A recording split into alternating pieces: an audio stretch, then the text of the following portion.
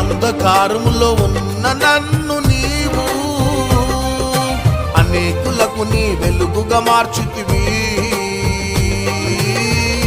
ఇంతగా నన్ను హెచ్చించుటకు దీవించుటకు నీ పాటి వాడను. ఇంతగా నన్ను హెచ్చించుటకు దీవించుటకు నీ పాటి వాడను.